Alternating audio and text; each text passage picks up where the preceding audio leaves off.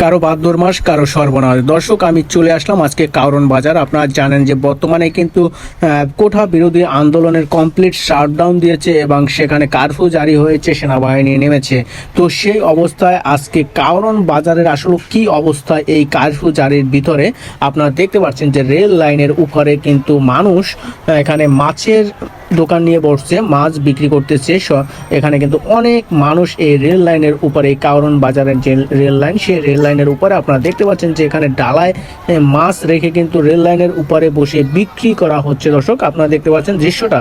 এবং এখানে কিন্তু হাজার হাজার মানুষ এই রেল লাইনের উপরে, আপনারা জানেন যে কারফিউ জারি হলে বা সেনাবাহিনী যদি রাস্তায় বের হয় তাহলে কিন্তু সব মানুষ কিন্তু ঘরবন্দি হয়ে যায়। সেখানে আপনারা দেখুন যে আজকে যে রেল লাইনের উপরে, কারওয়ান বাজার রেল লাইনের উপরে যে দৃশ্য, সেই দৃশ্য দেখে আপনাদের কি মনে হয় আসলে যে এটা কারফিউ জারি হয়েছে ঢাকা শহরে, সারা বাংলাদেশে, না কোনো কারওয়ান বাজারে কোনো বৈশাখী মেলা বা মাছের মেলা বসছে?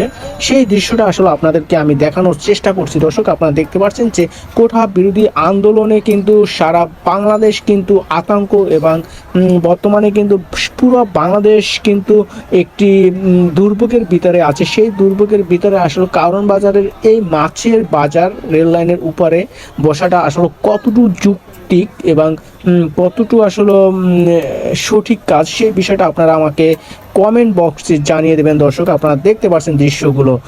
দর্শক, এই ছিল আজকে আমার ভিডিওতে কারওয়ান বাজার থেকে কারওয়ান বাজারের রেল লাইনের পরিস্থিতি সম্পর্কে কিছু বলার। তো দর্শক, আমার ভিডিওটি যদি আপনাদের ভালো লাগে অবশ্যই আমার ভিডিওটি সবাই লাইক কমেন্ট শেয়ার করে আমার সাথে থাকবেন।